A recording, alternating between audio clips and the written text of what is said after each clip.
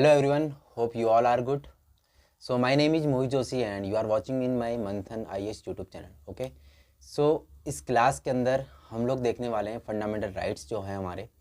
हम 2 लेक्चर पहले से ही शुरू कर चुके हैं वैसे तो ना। लेक्चर नंबर 15 है ये, 14 लेक्चर इससे पहले हो चुके हैं। आपने वो वीडियोज़ नहीं देखे हैं, वो क्लासेज आपने नहीं ज्वाइन किए हैं, तो आपसे एक रिक्वेस्ट है कि आप पहले उन क्लासेस को देखें, देन आप यहाँ पर आएंगे तो आपको चीज़ें ज़्यादा अच्छे से समझ में आएंगी। ओके।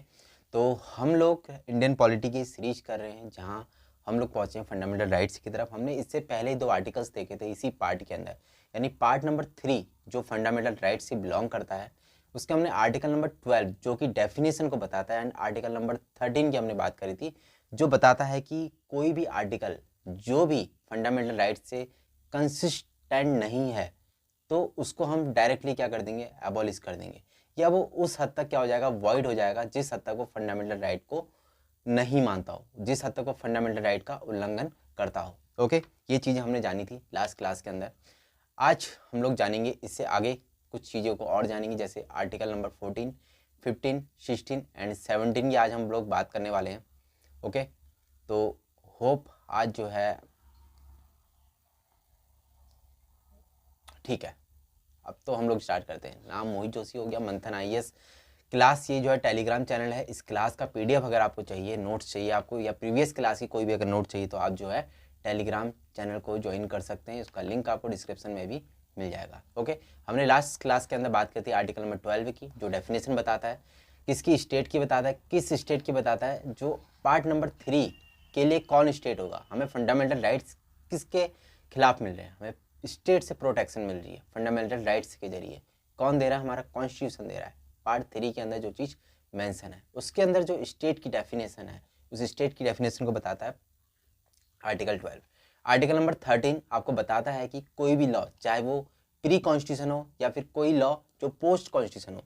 पोस्ट कॉन्स्टिट्यूशन का मतलब post commencement of the Indian constitution, means ये कि 26 जनवरी 1950 के बाद जो भी लॉज बने हैं उन सबको हम बोलेंगे post commencement of the Indian constitution. और हमारा संविधान लागू होने से पहले भी बहुत सारे क्या थे यहाँ पे कानून थे, जैसा मैंने आपको बताया था 1861 में हमारा आईपीसी बना था और उसके लॉज अभी भी हम लोग क्या करते हैं, फॉलो करते हैं। ओके, तो ये चीज़ें हैं। इसमें ये बोला गया कि उसमें अगर कोई भी ऐसा तत्व है, कोई भी ऐसा लॉ है, कोई भी ऐसा प्रोविजन है जो हमारे फंडामेंटल राइट्स को हमसे छीनता हो, वो ऑटोमेटिकली क्या हो जाएगा, वॉइड हो जाएगा। ओके, ये सब बातें करी थी हमने कल की क्लास के अंदर। आज हम लोग बात करने वाले हैं, ये भी हमने कल देखा था, एक बेसिक ओवरव्यू है हमारे फंडामेंटल राइट्स का। हमारे पास वर्तमान में 6 फंडामेंटल राइट्स हैं। कौन कौन से? Right to equality, right to freedom, right against exploitation and right to freedom of religion, culture and educational rights and right to constitution remedies. Okay, article number 32। ये right अभी हमारे पास में नहीं है। राइट टू प्रॉपर्टी को article number 31 के अंदर जो चीज़ मेंशन थी उसको हटा दिया गया है। कब हटाया गया? 44th अमेंडमेंट की तरह 1978 के अंदर। अभी इसको as a legal right 300A के अंदर इंसर्ट कर दिया गया है। ओके, ये लीगल राइट है। पहले हमारा फंडामेंटल राइट्स हुआ करता था। मैंने फंडामेंटल और लीगल राइट में आपको बेसिक डिफरेंस बताया था, बिल्कुल साधारण शब्दों में, कि फंडामेंटल राइट्स को आपसे गवर्नमेंट भी नहीं छीन सकती, बट लीगल राइट्स को आपसे आपका पड़ोसी या कोई इंडिविजुअल नहीं छीन सकता, लेकिन गवर्नमेंट चाहे तो आपसे ये राइट छीन सकती है। ओके, तो बातें आपको क्लियर हुई होंगी। आज हम पढ़ने वाले हैं राइट टू इक्वालिटी को। आर्टिकल नंबर 14 से लेकर आर्टिकल नंबर 18 तक इक्वालिटी की बात होती है। ठीक है, इक्वालिटी का कॉन्सेप्ट आता कहाँ से? हमारे प्रेम्बल में ही हमने देखा था कि इक्वालिटी की बात की गई थी। राइट, क्या बात की गई थी? इक्वालिटी की बात की गई थी।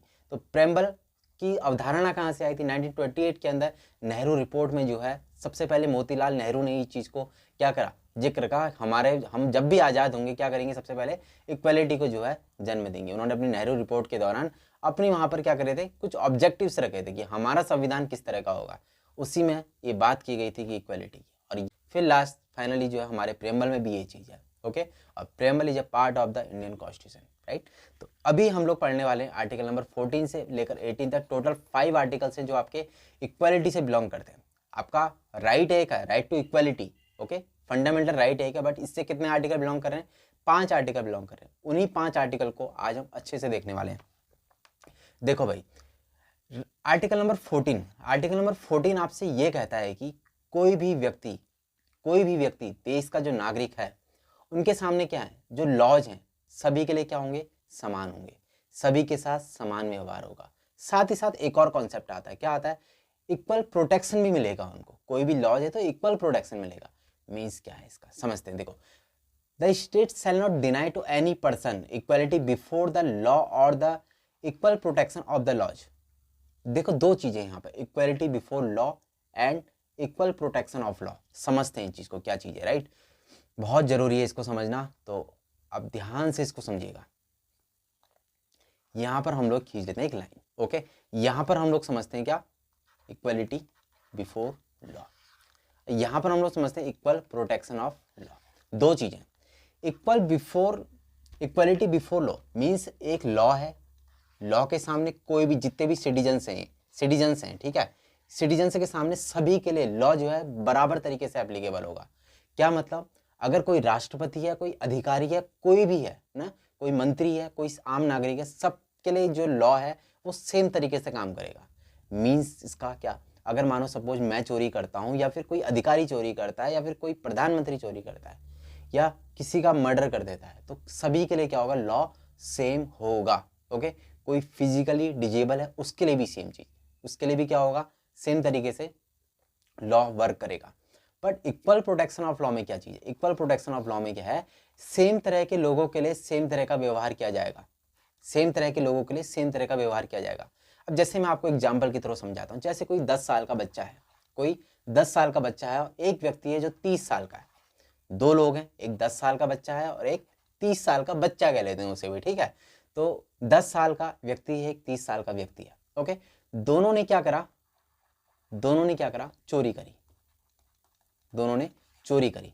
तो क्या होगा, जो 10 साल का बच्चा है और जो 30 साल का बच्चा है, और चोरी ऐसी नहीं, बैंक ये मान लीजिए सपोज एक बड़ी चोरी थी, ठीक है, एक सीरियस चोरी थी। तो दोनों ही व्यक्ति क्या करते हैं, चोरी करते हैं। क्या दोनों को सेम तरीके से सजा दी जाएगी? नहीं, सेम तरीके से सजा नहीं दी जाएगी। हम देखते हैं ना, यहाँ पर हमारे यहाँ क्या होते हैं, बाल गृह होते हैं। 18 साल से छोटे बच्चों के लिए क्या है, बाल गृह, वहाँ बाल सुधार गृह जिसे कहते हैं। 18 साल से ऊपर है तो जेल जाएंगे ना। तो ये क्या है, ये बताता है कि हमारे यहाँ सेम तरीके से हर व्यक्ति पर सेम लॉ फॉलो नहीं होता सब जगह पर, राइट। तो ये क्या है, एक पॉजिटिव एक्सपेक्ट लिए हुए अपने साथ में, क्या लिया हुआ है, पॉजिटिव पर्सपेक्टिव लिया हुआ है अपने साथ। ये थोड़ा नेगेटिविटी को दर्शाता है। ये जो इक्वालिटी बिफोर लॉ है, हम कहाँ से लेते हैं, यूनाइटेड किंगडम, ठीक है। यूनाइटेड किंगडम की ये कॉन्सेप्ट है, उसको हमने कहाँ से लिया हुआ है, यूनाइटेड किंगडम से लिया हुआ है। ये हमारे यहाँ पर आप देखोगे अप्रॉक्सिमेट 20% ही एप्लीकेबल है, 20% जगह पे ही हम इसको यूज करते हैं, okay. Equal protection of law, समान तरह के लोगों के साथ हम समान तरह का क्या करेंगे, व्यवहार करेंगे। मीन्स कोई डिजेबल है, अब कोई व्यक्ति डिजेबल है, हम लोग क्या करेंगे, हमारे यहाँ क्या है, हम भैया उसको थोड़ा सा ज़्यादा प्राथमिकता देंगे, थोड़ा प्रायोरिटी देंगे उसको, है ना। कोई डिजेबल है उसके साथ हम बिल्कुल उस तरह का व्यवहार नहीं करेंगे जो एकदम स्वस्थ व्यक्ति है। तो हम थोड़ा जो फिजिकली डिजेबल व्यक्ति है, थोड़ा हम उसको एम्पावर करने की कोशिश करेंगे। एम्पावरमेंट करना क्या है, पॉजिटिव है नेगेटिविटी है, खुद बताइए, पॉजिटिविटी है ना, इसलिए यहाँ पर पॉजिटिविटी हमें दिख रही है, ओके।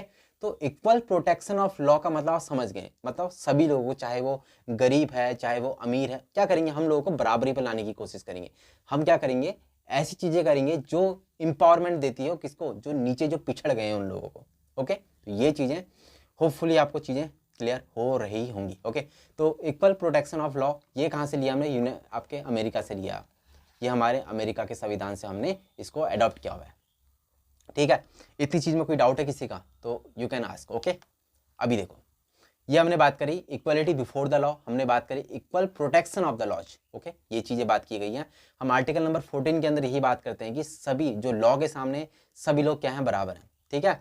तो विधि के समक्ष समानता, यही चीज होती है, ठीक है। विधि का समान संरक्षण, ठीक है, equal protection of the law, ये चीज है, okay. All citizen will treated equally before the law, के सामने सभी लोग क्या होंगे, समान होंगे। Law will treat people in the same manner, same चीज, इक्वल प्रोटेक्शन की बात कर दी, क्या होगा, सेम मैनर में ट्रीट किया जाएगा पीपल्स को, ओके। ये चीज होगी। अब हम चलते हैं आर्टिकल नंबर 15 की तरफ। आर्टिकल नंबर 14, किसी को कोई डाउट है? देखो भैया, सभी लॉ के सामने सभी लोग सेम है और सभी लोगों को समान प्रोटेक्शन दिया जाएगा, मतलब सेम लोग तरह के लोगों के साथ सेम तरह का व्यवहार किया जाएगा, ओके, ठीक है। आर्टिकल नंबर 15 क्या करता है, प्रोहिबिशन ऑफ डिस्क्रिमिनेशन, हम भेदभाव को क्या करते हैं, खत्म करते हैं। खत्म किया जाए, यहाँ हमने क्या बोला, डिस्क्रिमिनेशन नहीं किया जाएगा, बिल्कुल भी अलाउ नहीं है डिस्क्रिमिनेशन। कौन कौन से यहाँ पर मानदंड है उनकी बात करते हैं, है ना, क्या क्या criteria, religion, race and caste, sex, place of birth, ठीक है। मीन्स क्या, आपके धर्म, आपका मूल वंश, आपका जाति, आपकी लिंग और आपका जन्म स्थान, इसके आधार पर कोई भी व्यक्ति आपसे भेदभाव नहीं करेगा। मीन समझो क्या, धर्म के आधार पर, यानी आप नहीं कहोगे कि ये व्यक्ति मुस्लिम है, ये व्यक्ति हिंदू है, इस आधार पर आप भेदभाव नहीं करोगे किसी के साथ भी। अगर आप इस तरह का भेदभाव करते हो और आपके सामने कोई भी, आपके सामने प्रूव आ जाता है ना, कोई भी एविडेंस मिल जाता है आप इस तरह का भेदभाव कर रहे हो, तो आप क्या हो, आप एक अपराधी हो। ओके, आप मूल वंश के आधार पर भी नहीं कर सकते। जैसे मानो सपोज कोई ब्रिटिशर्स थे यहाँ पे ना, उन्होंने बहुत टाइम तक यहाँ पर राज किया और अभी भी उनके कुछ रहे होंगे यहाँ पे, क्या उनकी आगे की जनरेशन से यहाँ पे होंगी, तो आप उनसे ये नहीं कर सकते हो भैया कि आपके जो पूर्वज थे उन्होंने क्या करा, हमारे यहाँ पर राज किया, हमारे यहाँ पर हमारे लोगों को क्या पहुँचाया, ठेस पहुँचाया, तो आप उनके साथ इस आधार पर डिस्क्रिमिनेशन नहीं करोगे। जैसे ज्योतिरादित्य सिंधिया हैं, उस टाइम पे पहले के मध्य प्रदेश के ये सिंधिया लोगों ने क्या करा था उस टाइम पर, 1857 की जब क्रांति हुई थी, इन्होंने किसका साथ दिया, अंग्रेजों का साथ दिया, अंग्रेजों के साथ मिलकर क्या करा, भारतीयों का शोषण किया। तो आप उस आधार पर इनको क्या नहीं कर सकते हो, इनके साथ डिस्क्रिमिनेशन नहीं कर सकते हो। ठीक है, तो ये चीज़ आपको ध्यान देनी है। जैसे ओवैसी साहब है ना, ओवैसी क्या, आप उनके जो पूर्वज थे वो भी क्या थे, उन वहाँ पर मिले हुए थे, तो आप ये नहीं कह सकते हो कि इस अकॉर्डिंग इन पर आप डिस्क्रिमिनेशन का जो है नहीं कर सकते हो इनके साथ डिस्क्रिमिनेशन को मिलाकर, अगर जनरल भाषा में हम लोग समझे तो। ओके, तो ये चीज़ थी रिलीजन के आधार पर। ऐसे ही मूल वंश के आधार पर हमने समझा, राइट। और कास्ट के आधार पर नहीं कर सकते कि तो छोटी जाति का, मैं बड़ी जाति का, इस तरह से आप लोग क्या नहीं कर सकते, डिस्क्रिमिनेशन नहीं कर सकते हो। ओके, लिंग के आधार पर नहीं कर सकते आप, ठीक है, महिला पुरुष के आधार पर आप जो है डिस्क्रिमिनेशन नहीं करोगे। प्लेस ऑफ बर्थ के आधार, जन्म स्थान के आधार पर आप क्या नहीं करोगे, डिस्क्रिमिनेशन नहीं करोगे। जैसे ना बिहारी कहते हैं आप, जैसे जनरली लोग बोलते थे, तो आप ऐसे नहीं बोल सकते हो, राइट। आप अगर इसके खिलाफ कोई एविडेंस मिल जाता है तो आप अपराधी हो, अगर नहीं मिलता है एविडेंस तो आप जो है क्या हो, अपराधी नहीं हो, बट आपको नहीं करना चाहिए। ओके, तो ये चीज़ है।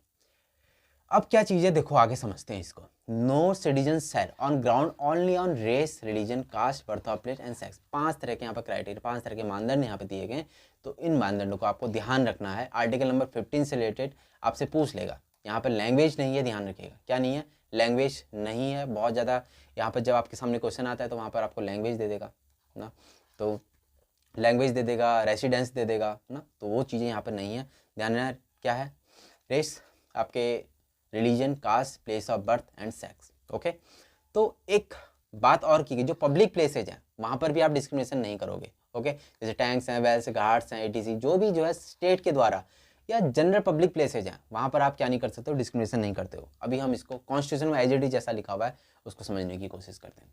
ठीक है, discrimination on ground religion, race and क्या, caste, sex and place of birth, ये हम पढ़ चुके हैं। तो इसका जो क्लॉज नंबर 1 वो कहता है कि state shall not discriminate any against any citizens of ground. ठीक है, जो ग्राउंड्स हैं, कौन कौन से ग्राउंड्स हैं जो मैंने आपको बताया, आपको यही चीज़ है ना, तो ये 5 ग्राउंड हैं इस चीज़ के। एंड जो हमारा क्लॉज नंबर 2 है, क्लॉज नंबर 2 है वो आपसे क्या कहता है, क्लॉज नंबर 2 आपसे कहता है no citizenship on ground only on religion, race, caste, sex, place of birth और any of them be subject to any disability, liability, restrictions or condition with regard to shops, public restaurants, hotels, places और public entertainment। जो भी public entertainment के place हैं, जो भी shops हैं, जो भी public restaurant है, वहाँ पर भी इस तरह का discrimination बिल्कुल अलाउ नहीं होगा। ओके, इस तरह का डिस्क्रिमिनेशन बिल्कुल अलाउ नहीं होगा। एक चीज़ ध्यान रखनी है, जो प्राइवेट कंपनीज हैं, ठीक है, प्राइवेट कंपनीज का इसमें कोई जिक्र नहीं किया गया। प्राइवेट कंपनी चाहे तो क्या कर सकती हैं, इस तरह का डिस्क्रिमिनेशन कर सकती हैं इसके आधार पर, क्योंकि इनका कोई भी जिक्र यहाँ पर नहीं है। प्राइवेट जो इंस्टीट्यूशंस हैं, जो कंपनीज हैं, वो किस तरह से लोगों को, जैसे मानो सपोज एम्प्लॉयमेंट देना है उन्हें, वो किस आधार पर देंगे, किस आधार पर नहीं देंगे, आप देखेंगे आर्टिकल नंबर जब हम 16 पढ़ेंगे वहाँ पे भी हम लोग अभी देखेंगे। ठीक है, अभी थोड़ा हम जाने वाले हैं, थोड़ा जल्दी हो रही है ना, तो क्योंकि एक्साइटमेंट है ना, हम यार फंडामेंटल राइट्स पढ़ रहे हैं तो एक्साइटमेंट ऑटोमेटिकली आ जाता है। तो देखो, जो क्लॉज नंबर 2 है इसका, उसका सब क्लॉज है ए के अंदर बात की गई है कि जो भी पब्लिक रेस्टोरेंट हैं, होटल्स हैं या फिर पब्लिक प्लेसेज है, पब्लिक इंटरटेनमेंट है, इससे रिलेटेड जो भी क्या चीज़ें हैं यहाँ पर, वो चीज़ों को, उन चीज़ों पर क्या होगा, यहाँ पर डिस्क्रिमिनेशन बिल्कुल अलाउ नहीं होगा। उन प्लेसेस पे बिल्कुल भी डिस्क्रिमिनेशन अलाउ नहीं होगा। लाइक जैसे वेल्स है, जैसे टैंक्स हैं, बाथिंग घाट्स हैं, ओके, रोड है, पब्लिक प्लेस है, रिजॉर्ट है, यहाँ पर कोई भी ऐसे प्लेसेज जो क्या है स्टेट के द्वारा पार्शियली या फिर कंप्लीट एंटायरली जो है क्या है फंडेड है या dedicated to the use of general public. Simple language में समझो, कुछ नहीं है ना, कोई भी ऐसा देखो जो पब्लिक प्लेसेस है, कोई शॉप हो सकती है, क्या हो सकती है, कोई शॉप हो सकती है, कोई रेस्टोरेंट हो सकता है, कोई होटल हो सकता है, कोई रिजॉर्ट हो सकता है ना, पब्लिक रिजॉर्ट, राइट। तो यहाँ पर डिस्क्रिमिनेशन अलाउ नहीं होगा। साथ ही साथ ये बोल रहा है कि कोई भी ऐसा प्लेस ना, कोई भी ऐसी जगह जहाँ पर जो है स्टेट के द्वारा या सेंटर के द्वारा ना, स्टेट का मतलब यहाँ सेंटर, मैंने जो स्टेट आपको बताया ना, स्टेट की डेफिनेशन वही है जो हमने आर्टिकल नंबर 12 के अंदर पढ़ी है। स्टेट के द्वारा जो फंडेड है, चाहे वो पार्सली हो चाहे वो फुली फंडेड हो, ओके, वहाँ पर भी इस तरह का डिस्क्रिमिनेशन बिल्कुल भी अलाउ नहीं होगा, ये कहा गया। वहाँ का क्यों जिक्र किया गया, जैसे आपके घर में है, आपका अपना घर है, वहाँ पर आप डिस्क्रिमिनेशन कर सकते हो। आप चाहो तो किसी व्यक्ति को एंट्री दो, चाहो तो ना दो ना, आप इस तरह का डिस्क्रिमिनेशन अपने घर में कर सकते हो जो आपके द्वारा कंप्लीटली क्या है, फंडेड है, आपने पूरा का पूरा इन्वेस्टमेंट आपका खुद का है ना, तो आप वहाँ पर इस तरह का डिस्क्रिमिनेशन कर सकते हो, बट पब्लिक प्लेसेस पे नहीं कर सकते हो, सिंपल सी लैंग्वेज में, ओके। आर्टिकल जो इसका आर्टिकल नंबर 15 का जो क्लॉज नंबर 3 है, ठीक है, समझ रहे हैं, वुमेन और चिल्ड्रंस के लिए आप जो है क्या बना सकते हो, स्पेशल प्रोविजंस बना सकते हो। क्यों बना सकते हो, इनको एम्पावर करने के लिए, ओके, एम्पावर करने के लिए क्या कर सकते हो, स्पेशल प्रोविजंस बना सकते हो, ये आर्टिकल आपको नहीं रोकेगा, ऐसा क्लॉज नंबर 3 बोलता है। ऐसे ही क्लॉज नंबर 4,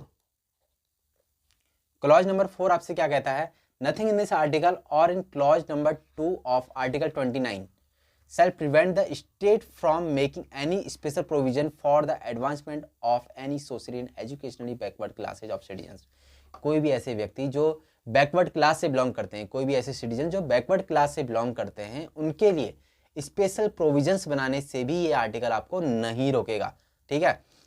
आर्टिकल नंबर 29 का क्लॉज नंबर 2 क्या कहता है, वो यही कहता है कि कोई भी जैसे शिक्षण संस्थान है, वहाँ पर आप क्या कर सकते हो, बैकवर्ड क्लासेस जो बैकवर्ड क्लास के लोग हैं उनको आप क्या कर सकते हो, आप वहाँ पर उनके लिए स्पेशल प्रोविजंस बनाएंगे, ओके। बैकवर्ड क्लासेस के लिए आपको स्पेशल प्रोविजंस बनाते हैं, आर्टिकल नंबर 29 का क्लॉज नंबर 2 ये बात कहता है, ओके। तो यही चीज़ है जो किसके लिए है, आर्टिकल नंबर 29 और आर्टिकल नंबर 13 माइनॉरिटीज के लिए, या आपके शेड्यूल्ड ट्राइब्स हैं, शेड्यूल्ड कास्ट हैं, राइट, इन चीज़ों के लिए। तो अभी हम लोग चलते हैं आर्टिकल नंबर 16 की तरफ। आर्टिकल नंबर 16 आपसे क्या कहता है, आर्टिकल नंबर 16 बात करता है equality of opportunity in public employment. Public employment यानी कि पब्लिक एम्प्लॉयमेंट, एम्प्लॉयमेंट मतलब रोजगार ना, जो भी क्या है पब्लिक रोजगार है, या सिंपल बोले तो क्या लोक नियोजन की बात की गई। लोक नियोजन में अवसर की समानता है आपको, क्या मतलब, इक्वल एम्प्लॉयमेंट अपॉर्चुनिटी आपको, यानी इक्वली एम्प्लॉयमेंट की अपॉर्चुनिटीज हैं, इक्वल अपॉर्चुनिटी है आपको एम्प्लॉयमेंट की, इस तरह से भी आप समझ सकते हो, okay. No citizen shall be discriminated against in matter of public employment और appointments on the ground of, कौन कौन से ग्राउंड्स हैं यहाँ पर आप ध्यान रख सकते हैं, ऐसे religion, caste, sex, place of birth, descent and और रेजिडेंस।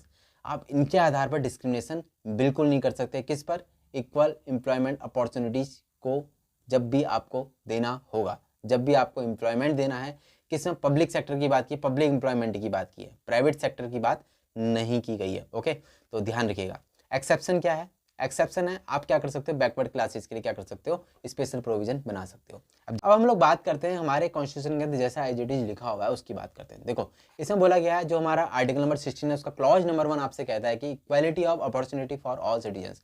हमारे जो देश के सिटीजन्स हैं उनके पास इक्वालिटी है, किसकी, अपॉर्चुनिटी की। पब्लिक एम्प्लॉयमेंट में जॉब लेने की जो है इक्वालिटी है उनके पास में, ओके, उस अपॉर्चुनिटी की इक्वालिटी है, वो बात करता है सिटीजन्स के लिए। क्लॉज नंबर 2 आपसे क्या कहता है, क्लॉज नंबर 2 आपसे कहता है जो कुछ ग्राउंड्स दिए गए हैं उसमें ना, कौन कौन से ग्राउंड्स के आधार पर आपको जो है डिस्क्रिमिनेट नहीं किया जाएगा उसकी बात कर रहा है, ओके। कौन कौन से ग्राउंड्स हैं, on grounds only on religion, on grounds only on religions, race, caste, sex, descent, place of birth, residence, any of them, इनके आधार पर आपको डिस्क्रिमिनेट नहीं किया जाएगा। जो जो ये आपके ग्राउंड्स हैं इनको आप नोट कर लीजिएगा। अब clause number 3, clause number 4, clause number 5 आपको एक्सेप्शन से बताता है। आपको स्टार्टिंग में देखा nothing in this article, nothing in this article, nothing in this article, okay. ये क्लॉज नंबर 3 को पढ़ते हैं, any requirement as a residence within that states और union territory prior to such employment और appointments. ये बोल रहा है कि देखो जो आर्टिकल नंबर 16 आपको क्या दे रहा है, अपॉर्चुनिटी की इक्वालिटी दे रहा है, लेकिन क्लॉज नंबर 3 इसी का आपसे कहता है कि कोई स्टेट या कोई यूनियन टेरिटरी चाहे तो अपने वहाँ के रेसिडेंस यानी वहाँ के निवासी को क्या कर सकता है, प्रायोरिटी दे सकता है वहाँ के एम्प्लॉयमेंट में। जैसे मैं उत्तराखंड से हूँ तो हमारा जो स्टेट कमीशन है ना, जो भी क्या करता है, जैसे यूकेपीएससी है, हर जगह पे क्या करते हैं, एम्प्लॉयमेंट कमीशन से होते हैं, जैसे यूकेएसएससी है, आपके यूकेपीएससी है ना, लोक सेवा आयोग होता है हर राज्य का। तो ये क्या कर सकते हैं, अपने निवासियों को, अपने राज्य के निवासियों को क्या कर सकते हैं, प्रायोरिटी दे सकते हैं अपॉइंटमेंट या एम्प्लॉयमेंट के अंदर। ऐसे यूटीज भी कर सकती हैं, ये बोल रहा है। इस चीज़ से आपको आर्टिकल नंबर 16 नहीं रोकेगा। क्लॉज नंबर 4 इसका कहता है, nothing in this article making any provision for the reservation for backward class. Backward classes के रिजर्वेशन को भी जो है आप दे सकते हैं। स्टेट क्या कर सकता है, बैकवर्ड क्लास को एम्पावर करने के लिए रिजर्वेशन दे सकता है, वो भी आपको आर्टिकल नंबर 16 नहीं रोकता। क्लॉज नंबर 4 आपसे ये कहता है। क्लॉज नंबर 5 आपसे कहता है कि nothing in this article affairs of any religious और affairs of any religious denominational institution और any member of the governing body thereof shall be person professing a particular religion or belonging to the particular denomination। ये कह रहा है कि कोई भी मानो सपोज धार्मिक इंस्टीट्यूशन है कोई ना, तो उससे रिलेटेड कोई भी पदाधिकारी होंगे, तो उनको ऊंची पोस्ट पर रखने से, अपने धर्म के लोगों को ही ऊंची पोस्ट पर रखने से ये आर्टिकल भी नहीं रोकता। जैसे मानो कोई मैंने धार्मिक इंस्टीट्यूशन खोला, तो मैं चाहता हूँ कि मेरे धर्म का ही व्यक्ति क्या है उसकी ऊंची पोस्ट पर है, तो मैं रख सकता हूँ। ये आर्टिकल नंबर 16 का क्लॉज नंबर 5 मुझे इजाजत देता है। ठीक है, ये था आर्टिकल नंबर 16। अब दो छोटे छोटे आर्टिकल्स हैं, इनको भी पढ़ लेते हैं जल्दी से। आर्टिकल नंबर 16 आपसे कहता है abolition of the untouchability. Untouchability क्या है, एकदम खत्म की जाती है, अस्पृश्यता जिसे कहते हैं। आपको पता है ना, भीमराव अंबेडकर की बात आपने जीवनी पढ़ी होगी, तो बचपन में उन्हें क्या करा जाता था, जब वो स्कूल पढ़ने जाते थे उन्हें क्लास से बाहर बैठकर पढ़ने को बोला जाता था ना। तो वो कई जगह पर हम देखते हैं, आज के टाइम पे भी ये चीज़ें मौजूद हैं, जबकि हमारे सामने आज के टाइम पे क्या है, बहुत सारे ऐसे कानून हैं ना। अनुसूचित जाति एवं जनजाति अधिनियम आया था 1989 के अंदर ना, इसी चीज़ को दूर करने के लिए। तो जो अभी अनटचेबिलिटी क्या है, एक ऑफेंस है, एक अपराध है, ध्यान रखिएगा। ठीक है, आर्टिकल नंबर 17 यही कहता है आपसे कि एबोलिशन ऑफ अनटचेबिलिटी की बात करता है। ओके,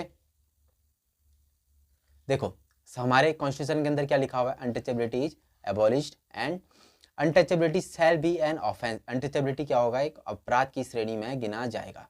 ओके, होप चीज़ें आपको क्लियर हो रही होंगी। अब आर्टिकल नंबर 18 है, एबोलिशन ऑफ टाइटल्स की बात करता है।